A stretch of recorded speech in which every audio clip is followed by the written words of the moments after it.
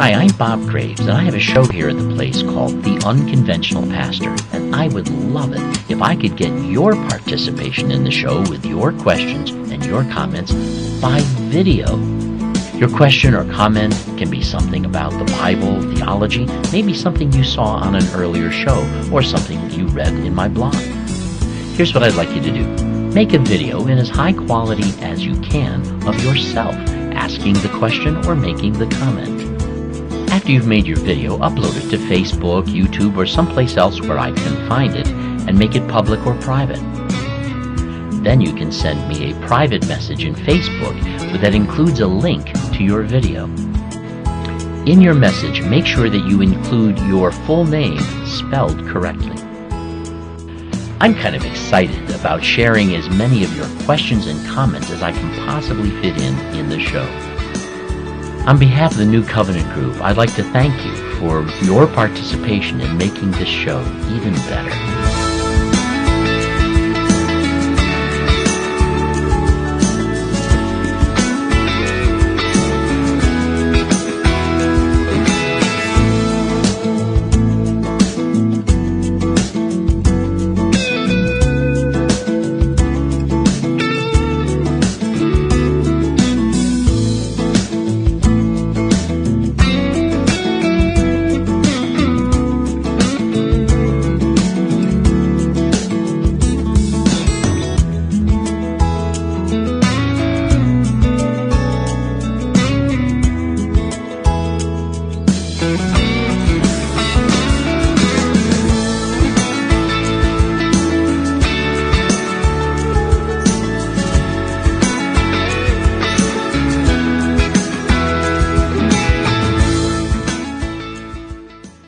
I would like to share with you to encourage you to, in your own journey, be honest with yourself, be honest with God, and to explore the various different directions that honesty demands of you. And I like to bring on various different guests who exemplify that.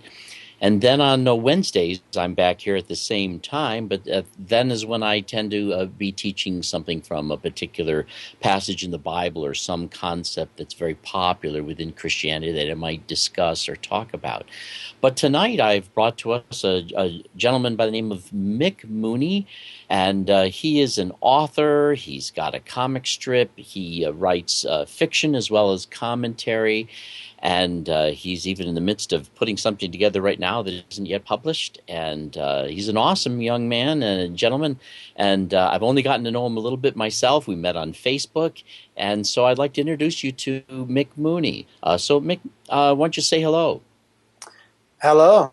How is everyone doing? Bob, it's really good to be here. Awesome. Now, Two I o'clock think in our the morning guests... in Germany. So. Yes, I guess you know that you're actually in Germany now, so that the truth is you're up at 2 in the morning to do this. And so passionate about thank your show, have to be here. Yeah, so I'm thankful that you're willing to do this. Now, if you could tell us, what was a little bit of the story behind how you ever became a person of faith? Well, I grew up in the Catholic household, so Irish Catholic, that's as Catholic as you can get. And but I wasn't really into it. Went to church to about 12, did all the things. And then when I was 21, I had a pretty full-on conversion experience, I guess you would say. I actually went to an old Catholic church after a series of events in my life. Came crashing to a point, and when I was in the church, there's an old priest there, and he quoted the Bible where Jesus said, "Unless you give up everything and follow me, you're not worthy of being a disciple." And I had a pretty huge revelation at that point that that I was like a guy who followed the band, but God wanted me in the band. And so I knelt down and really prayed and asked Jesus to, I didn't want to live my life without him leading it. And after that, I left the church, and as I was walking home, God kind of met me, so to speak, and just filled me with his Holy Spirit, and I was kind of black to white change. So it was pretty awesome experience. Awesome. And Yeah. then there was a awesome and strange journey after that, trying to figure it all out. But yeah, it was cool. Awesome. Yeah. Then, of course, there would have been a time where things also began to change for you, where you began to see things differently, and began to see that not everything was as smooth as it seemed. But how long do you think things went before you really came to a point of seeing things changing? Well, things are always changing. Right. Things are still changing. But when I first kind of had this born again experience, this really, I didn't see it as being saved or anything like that. I didn't know what that word meant, and I thought everyone was saved at that time because the concept wasn't even in my mind. So what I kind of thought happened to me was I really know God now, and that was amazing. So I was speaking to my friends and stuff, and they'll be like, "Dude, what happened to you?" Like, I just know God now. You can know Him too, I'm sure. I'm not that special.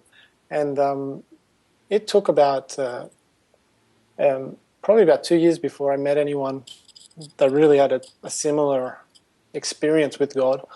And I remember looking on the internet after a while and trying to figure out what is this safe stuff everyone's talking about, And it wasn't until a year after that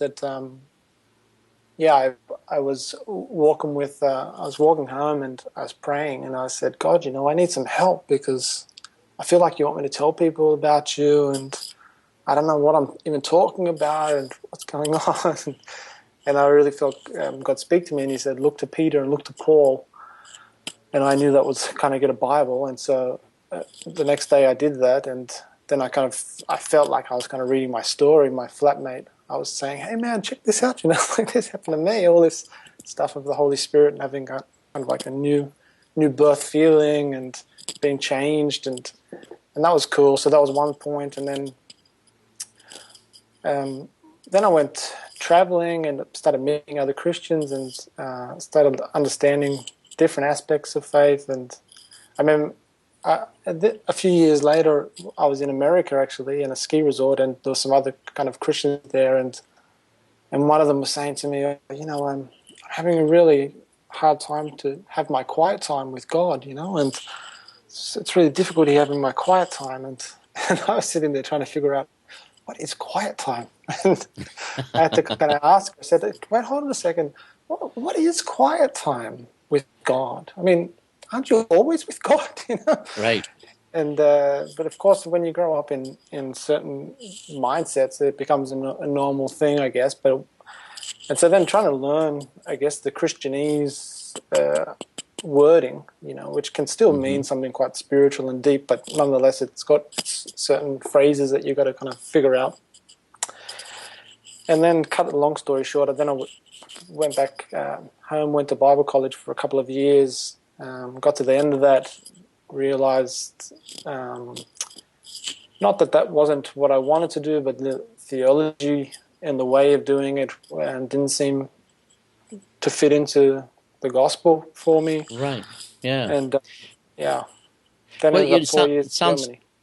Yeah, I don't want to cut you off, but I was going to say that it sounds to me like, in a sense, your relationship with God began as a relationship that wasn't necessarily defined. It just was a relationship, and then as you got to meet other people and went through other experiences, you begin to discover that that people are developing ideas, concepts, nomenclature, ways of doing it.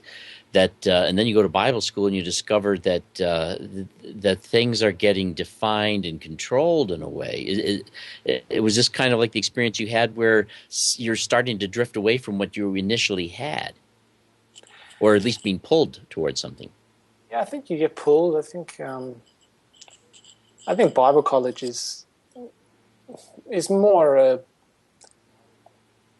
It's much more a focus on keeping the church running, and learning how to run a church, and it's much more about kind of leadership and having good character and all this stuff that, no one goes there for that, or maybe we do for some stupid reason. I don't know, but I don't think you learn too much at college, to be honest.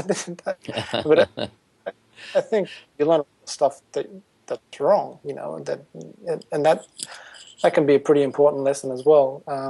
But you do get caught up in culture. That's the dangerous thing, I think. Is you slowly. It's like that frog. You put a frog in a boiling pot and it'll jump out. But if you put it in one that's got warm water and just put the temperature up slowly, it'll stay in there till it boils to death. And I think is that when you have not just many people, but everybody, I believe, sincere, but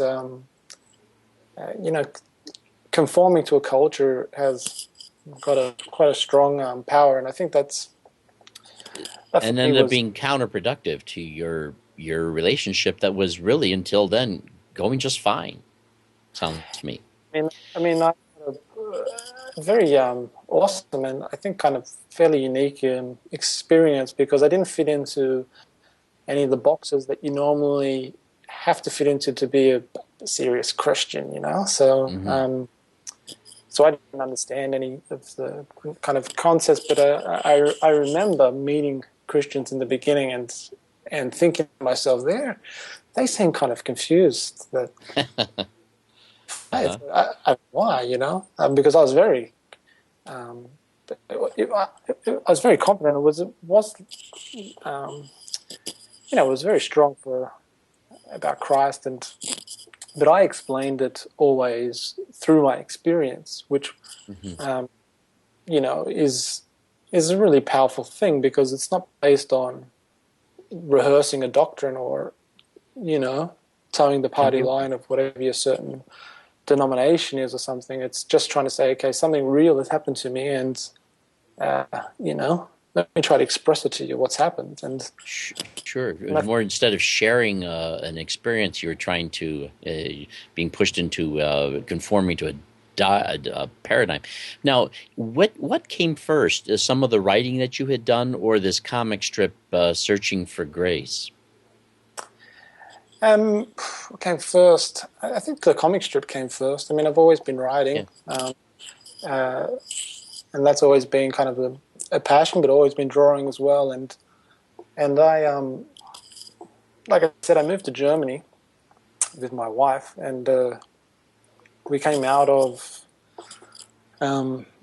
being very full on and committed and focused on a church vision and building an institutionalized church and all that, and coming out of that saying, okay, that's not what I want to do.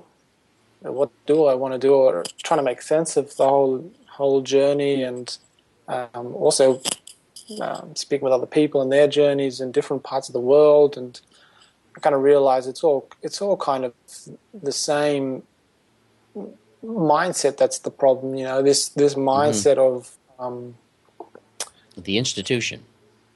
The institution is a side product. I think it's this zeal for a vision, the zeal for whatever the vision is, and just 100% for that, and focus on that and support that and do that.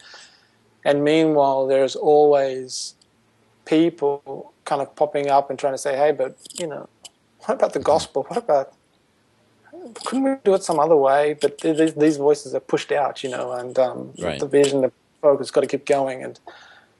And if you don't laugh, you cry. So I think I sat down one weekend and just developed a kind of funny comic strip of this crazy pastor, which I've never met anyone like Pastor Moses. The comic strip is...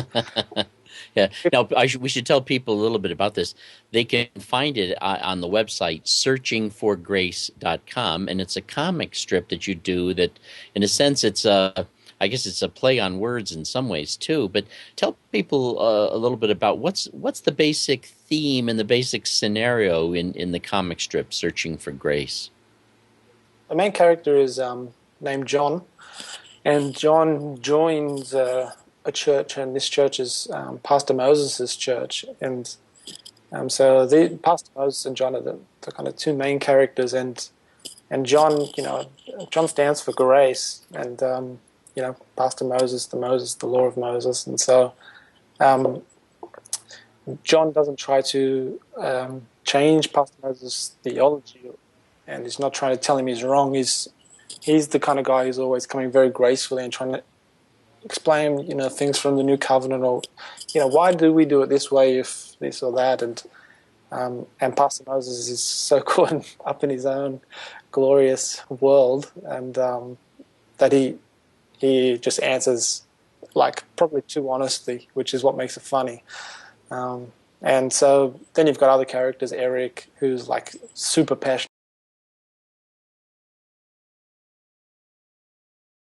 Version of what Dilbert is to The Office. Yeah, it could be really, and it's a lot of fun. I mean, it started off, the characters take on a life of their own after a while, and then you can really have a bit of fun with it. But I like it. I like trying to, talking about difficult things, about tithing, or about musical worship, or all sorts of different heresies that people are kind of going on about, whether it's right or wrong. And there's lots of topics that are just difficult to talk about in the Christian community. And so I thought of kind of using humor to make the point, and then the conversation can go on further wherever it goes. And so Oh, by the way, let me just mention to you that our producer will, from time to time, send you a text from Skype. And if you click on the more recent thing there, that even your video won't disappear, even though you won't see it. You can read some of his Skype comments. He might be telling you things like, "Well, we can't see you. You're too far to the left, sitting down." But anyway, so you might be getting some text messages from him if you're wondering what that little bloopy sounds are. While we continue this. But you've also done some other books, and I don't want to take too much time on each of them, because I'm interested in also making sure we leave enough time to get to the last thing that you're working on now, which isn't yet out. You've got this. I've seen a lot of ads for it. In fact, this God's Grammar. This is actually a fiction, about a strange dream. Can you tell us a little bit that would tease us about this book? Yeah, sure. It's basically a story of a guy called Sam, and Sam has a dream, and in the dream meets God, and God wants to teach him grammar. That's all he can remember from the dream, and he's kind of confused, and he basically gets up, and there's God in the kitchen, ready to start the lesson. And so, what do you do if God just turns up in your life, And so they begin a grammar lesson, and through that he learns about God in different ways. And it's a story between Sam's world in his kitchen with God, and then his inner world. And in his inner world, there's a whole range of things going on. But the basic idea of it is we've all got kind of walls within us that we hide behind, and we hide from God, or we hide from pain from others. And this is Sam's fortress. And then there's a character in there called the General, who is trying to always pull back Sam from trusting himself or trusting his heart, and trying to keep him living in fear and doubt. And then there's kind of this is the three characters that play off each other. It's it's fun. It's a funny book, but it's also kind of got a really deep message of God's unfailing love. So I take it that the God teaching him grammar is the setting in which the interactions take place, where he learns various things. But I would wonder also, is there a reason why grammar is the thing being taught? There is. My concept behind it was the Bible is always talking about the written word versus life in the spirit, and Old Covenant is one form of God's communication. New Covenant is God's new form of communication, and I kind of took that theme from grammar, where you've got the world's grammar and you've got God's grammar, and you've got to kind of transition from the world's way of doing things into God's way of doing things. And And I became, the other side is I became a grammar teacher when I moved to Germany. Uh-huh. Okay, yeah. And I was quite passionate about the gospel, still am.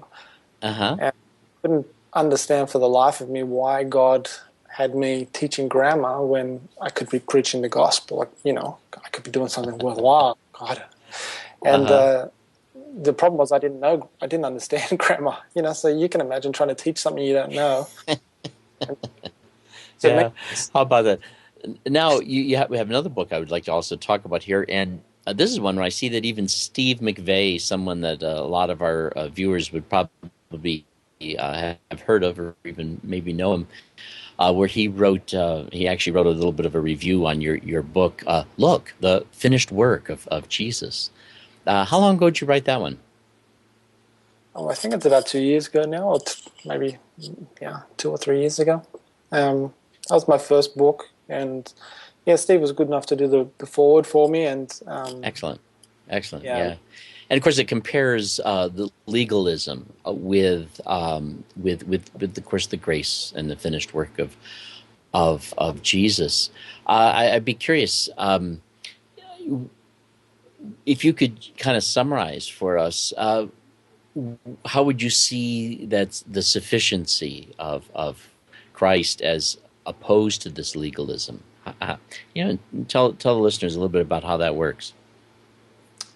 well, I think just to start off, I think that the book itself is not really against legalism versus grace. It's about letting go of, which I guess people could call legalism, but letting go of feeling you're not good enough for God, or you've got to try to do better, or you've got to follow kind of the rules, and just learn to live in His love, you know, and not learn, but allow yourself to live in the place you do believe. And I think that's important. It's something I try to do in all my ministry is start from the point of I believe in you, the reader or the listener. I believe that you want to live in grace, and I believe that that's what your heart, where your heart is. But there may be a whole range of things happening in your life that's causing you to, not live in that place. And also doing is trying to remind people, hey, remember this. Like, hey, I know you believe this. Let me just share it again. Because Mm-hmm. I feel when you do that, people are like, yeah, that is what I believe. Mm-hmm. That is freaking. That's great. That's what I believe. That's right. Gentlemen, this is your producer, Joey Livingston. I'm chiming in because, Mick, I've been trying to get a hold of you. So I've got a contact request into you, trying to send you some private messages, but you're refusing them, so now I have to make them public.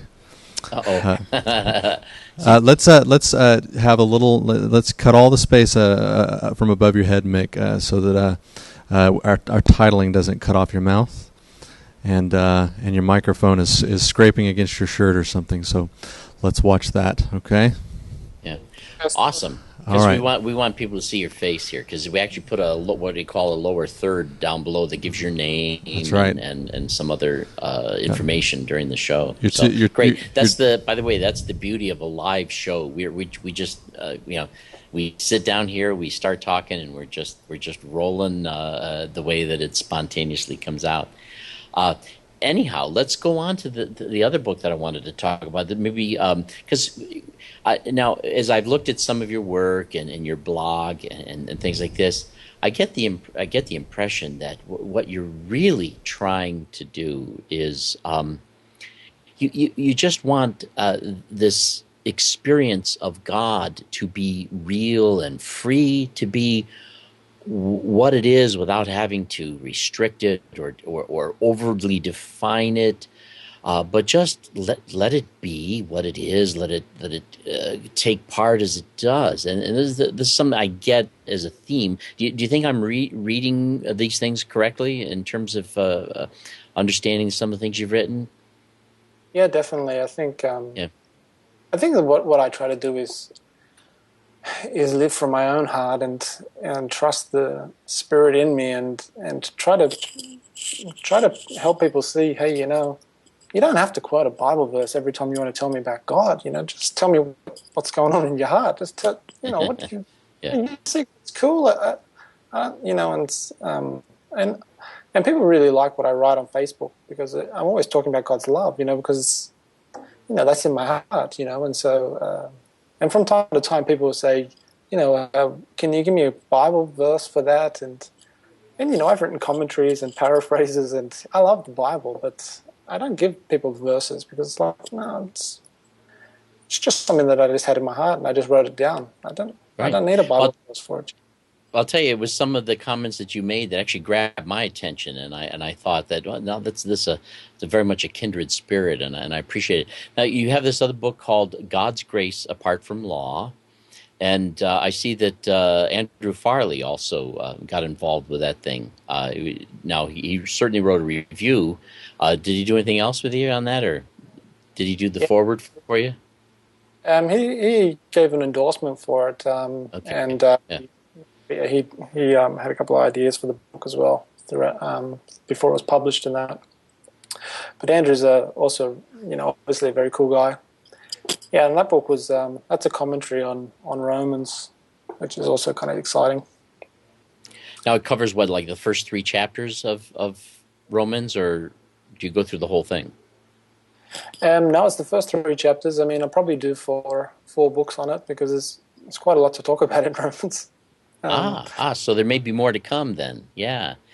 Now, of course, being God's grace apart from law, you're really taking a look at Paul's argument, where he tries to show how the gospel is very different from what most people in his day would have been aware of in terms of the biblical faith of the law of Moses in particular. But anyhow, so this is with the book of Romans, and then you've got this other one called "The Gospel Cannot Be Chained." I'm not really familiar with that one, other than the fact that I know that it's about some of the prison epistles of Paul. Yeah, the Gospel Cannot Be Chained is actually a paraphrase. So I wrote I paraphrased the Ephesians, Philippians, Colossians, and Philemon. And so if anyone wants to see how I understand the Bible, or the way that I see Paul, I kind of feel like I've studied Paul for the last 10 years pretty intensely, trying to understand pretty much everything about him and his message. And so, the commentary I write on Romans is Paul's, and then the paraphrase is Paul, and he's got the message of grace, the message of liberty for us, and so it's actually quite a cool paraphrase. I think people that have read it have enjoyed it, and I just put it out there because why not? How would you say it differs from, say, something that a paraphrase we're more familiar with over here in the States is the Living Bible? How would you say it differs from the Living Bible? Again, I try to write the paraphrase, making Paul real, and just trying to help people understand his perspective of God's outrageous love and the reality of grace. And so it's very much it's kind of like it really highlights the reality of God's love for us as believers. And I don't know, it's hard to say how is it different. I mean, it can't be that much different, I guess, because it's all taking the same message. But well, I do get the impression that the Living Bible was was paraphrased in a way of trying to clarify and simplify the connection between the text and some of the traditional beliefs that we have. Whereas if you're trying to express Paul in a real way, I get the impression that this would be something, and particularly since I know about some of your other writing, that this would be something where you're trying to make it more personal, more expressive of Paul and who he is, what he's going through, who he's talking to. And because I didn't really care for the Living Bible, but I've read other paraphrases that I have liked.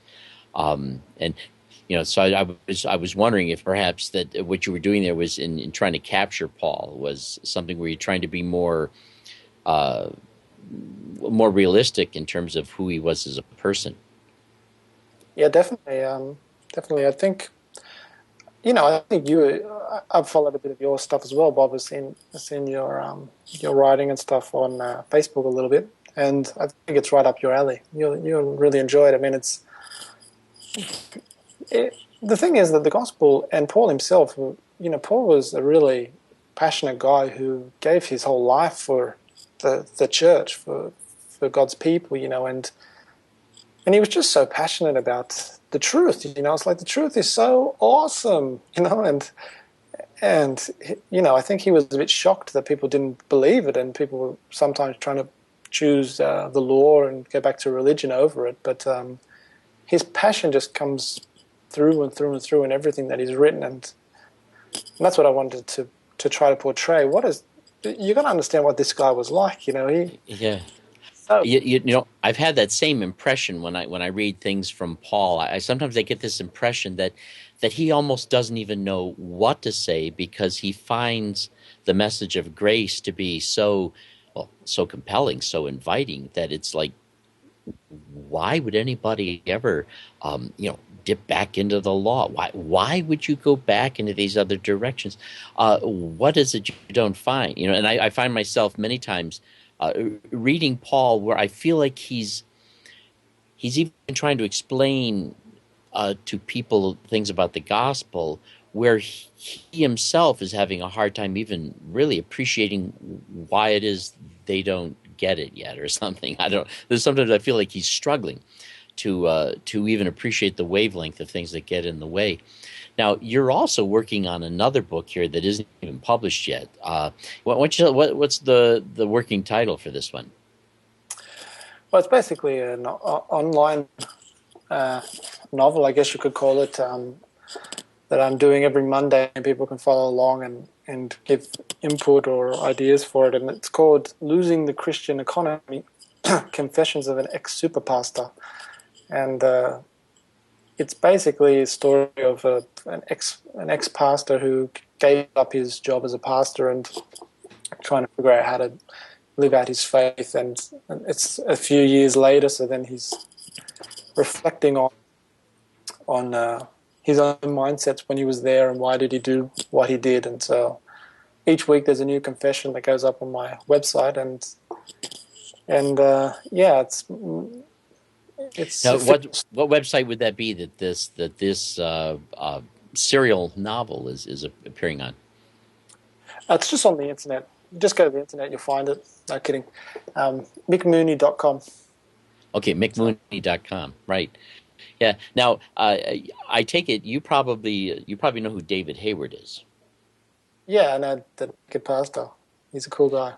Yeah, and because he's also a cartoonist, and he happens to be also a former pastor who actually left the ministry formally not that long ago. But anyhow, we've talked a little bit about these books, and I'd be curious about getting a little bit more specific about some of the things that are a part of your message. If you're going to be, Chris, you're talking about this ex-super pastor, what causes him to be ex, or have we not developed that yet entirely? Well, yeah, that's the thing. I'm not sure how I'm going to say why he's an ex, but the basic point was I think he well, it's difficult because he's a pastor and I'm trying to still figure out what would cause a pastor to kind of leave the ministry, because I was never a pastor, but I worked my ass off for a couple of years anyway in the church. Mm-hmm. What caused you to leave? What caused me to leave was the church is full of really nice people. The pastors were really lovely, and it was a pretty cool place. But people didn't value the truth. They valued conformity, and they valued the idea of a vision more than they value the truth of the gospel. And what I mean by that is if I brought up, certain points about the gospel, it's just a smile on the face and say, yeah, that's not how we do it here. It's like, what do you mean that's not how we do it here? And so I kind of realized this is a real problem, that it's not that people are bad people or that the pastors are somehow, greedy for money. I don't think that's true. Maybe there's some people like that, but I never experienced that. I experienced super dedicated women and men of the church, and giving their money, giving their time, giving everything they've got. So their zeal was certainly there and sincere, but it ended up, I felt, more about supporting the pastor's vision than it was about living and learning the gospel of grace. Mm-hmm. And that's why we left. Mm-hmm. Well, it strikes me that there are so many different reasons why different people might actually leave, and in many ways this also depends on what it is they've been experiencing. Like here in the States, we have a number of churches that have become very dominating in terms of the way that they really demand the conformity. It's not just that they want the conformity, but we even have people here who would feel like the structure became abusive. We also have, unfortunately, a number of churches riddled with scandal, and so some people leave for these reasons. Many times when people leave for scandal, they just start another church. But it sounds to me like part of what you're saying is that it's not as if you had any big complaints. It's that if you're a person who's interested in playing chess and you join a club that's a chess club, but they're always playing checkers, there's going to come a time when you're going to say, look, it's not what I'm here for. And so you've been part of this church and you thought there would be a particular focus, and evidently that wasn't the way they wanted to focus. And so you went to where you could focus this. I think that the challenge is that institution, I don't think that it's wrong in and of itself. I mean, but I think that all of us in the Christian community have to understand God is taking us on a journey. We are going to mature in revelation and understanding, and we need, as leaders, to allow people to do that, to allow ourselves and to allow our community. And when you build an institution, you're basically saying this is where we're staying. We're just going to get fatter. Mm-hmm. We're just going to expand the stomach line, but we're here, and that's the danger of it. I think it's I really believe that as we mature as a community, the structures around us will fall down, or we'll take them down, and that should be celebrated.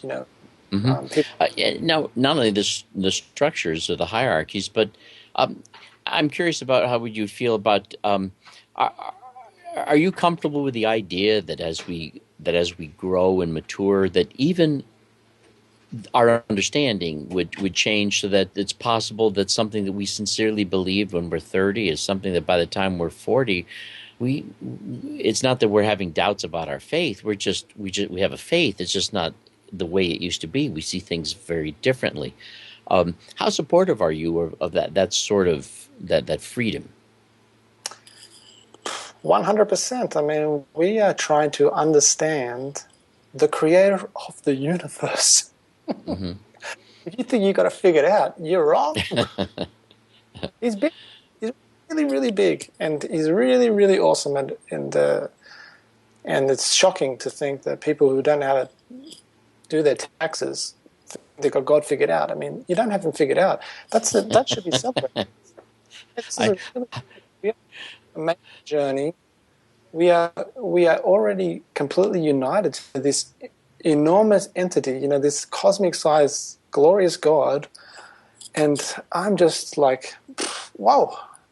And then there's other people around us who God has also called, who understand us. People in the world, you know, God is doing so much stuff in their life as well. It says in the Bible, God sends the rain on the righteous and the unrighteous, and Paul says to the Greeks, I think it was, it's God who puts love in your heart and gives you joy, and God is at work.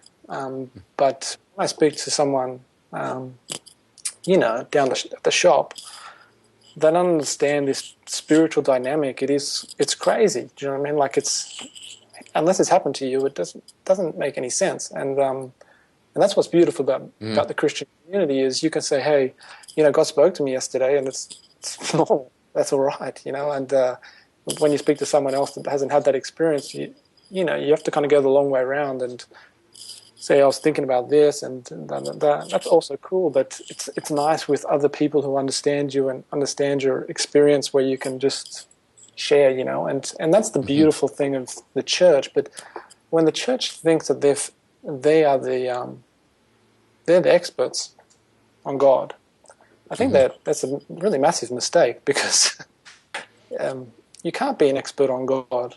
You can only be, like Jesus said, like a child, and just go, man, my daddy is awesome, but I'm still learning who he is. I'm still figuring it all out. Now, could you give us an example of, say, something that you used to feel one way about, and now you really kind of see it differently as a part of your own freedom and evolution of faith? Well, there's lots of things. There's lots of big things, I think, the Apostle Paul saying, like we talked about Paul, and that obviously I've studied him a lot and trying to understand his take on things. And what I found interesting about Paul was he's very, very certain about God's love for us. He's very certain about that. That's where he says things like, I am convinced that neither death nor life or angels or demons or anything can separate us from the love of God. So this is like a defined power. There's one thing you can believe this, because this is not going to change, which is a beautiful thing. I think Christians should celebrate and come around this idea of like, well, if I know one thing, it's God's love, and that's what I'm going to focus on. And I'm always going to learn more. But I think, where Paul talks about, I think it's in Corinthians, around about this love passage in Corinthians 13, and he ends that by saying, now we know in part, but then we'll know fully, Now it's like a dim reflection, but there we're going to see God, Christ face to face, and I like this point from Paul of, we can be certain about God's love for us now, but let's not think we're certain about what's going to happen in the end. That's still a big kind of mystery for us. We don't know yet really what's going to happen there, and I think this is a big discussion in Christianity at the moment. But I like for me, I like the idea of the divine possibility. That's what I say. But God's just going to do something that's just bigger than we figured it out, And I think I was never really convinced of any doctrine of eternity before, anyway. But now I'm just more sure that there's certainly some pretty awesome possibilities that aren't,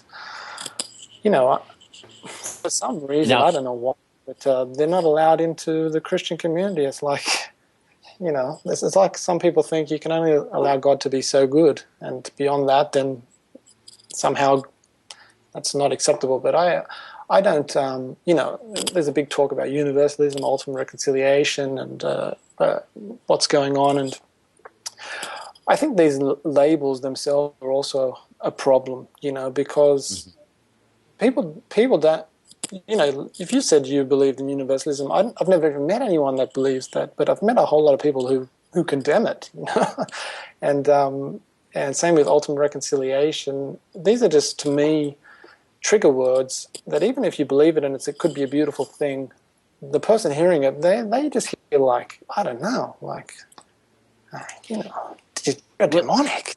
It's just like, I didn't use that word because that's just, it's not helpful. So, and I don't get stuck up on it either. For me, it's not the gospel. for me, it's a divine possibility, and it's a beautiful possibility that that God could call everyone into a revelation of Christ. But like Paul, I wouldn't. To me, it's kind of like, hey, we don't know yet, so don't get stuck up on telling people you know. Mm-hmm. Well, Focus on it what we sounds do. to me a lot like from the things I've read that you've had online and the things that I do know about you, that something that I think that that would probably be helpful to even clarify is that when you're talking about how 1 Corinthians 13 ends, that we now know in part, you're not actually even talking about, well, now we know this much about the Bible, or we know this much about theology, but later we're going to know a lot about theology. You're not talking about that. You're talking about now we understand Christ in a particular way. We understand Him, and our relationship with Him. We understand ourselves and who we are in Christ to a certain way. But this is all going to change. And so you're talking about going deeper into a perception of an intimacy with this relationship and what that means, rather than trying to get even better and better at ideas, concepts, and doctrines. Would that be a fair way of summarizing it? I mean, I think that there's a whole lot of fear that Christianity has been founded upon over the centuries. I mean, everyone would agree with that. I mean, Christianity is a organized religion. It's got a horrible past. It's why I don't say I'm part of it. I mean, I don't want anything to do with the history of the institutionalized church. I mean, it's just shocking. Nonetheless, this has always been the dominant force of the visible faith, let's say, and it's always caused people to live in fear. And this is, I think, carried over into even when we've got kind of free churches, and they can't burn you at a stake now, thank God. But a lot of fear there with certain things that are considered unacceptable. So I think that this is probably the daddy of all questions. Afterlife. Did Jesus actually do enough to save the entire world, or not? And I don't know. I think, which I would like to see, is a more respectful and open discussion where you don't get demonized for thinking maybe Jesus is the savior of the world. I don't know. And I don't want to have to form a doctrine and explain everything. It's like, I don't really know. But surely this is a beautiful possibility, I think that I think it's just a shame that there's just a whole lot of fear going on, and there shouldn't be. There should be a whole lot of love going on. I think about it like, I come from a family where, we had mom and we had dad, and I had 5 sisters, and I had a brother. And I would find it absolutely absurd if someone were to ask me, now, as a child, were you an expert as a child? Were you an expert child?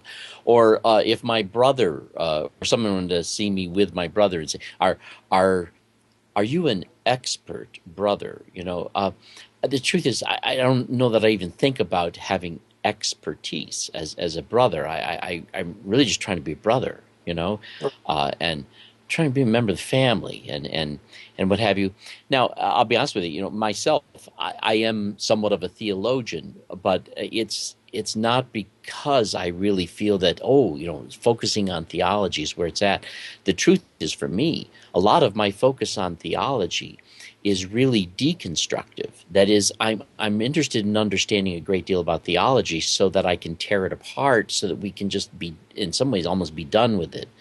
By looking at other possibilities and other things, so that I think there's some of us who find it still useful to deal with that, but perhaps also in the sense of what you're trying to model here, that if we're trusting in God, do we even really have to worry about these things?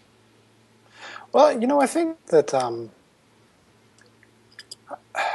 think that you do kind of have to worry about it. Not worry, but one of the things I'm trying to figure this out for myself is I want to be true to myself and honest to myself. And And I think that when you define the afterlife, and you're sure, let's say, of the traditional idea that some people are going to be separated from God, for me, because I'm always trying to live out of my heart, I would never let this in. It's like, I'm sorry, it's just so terrible that no.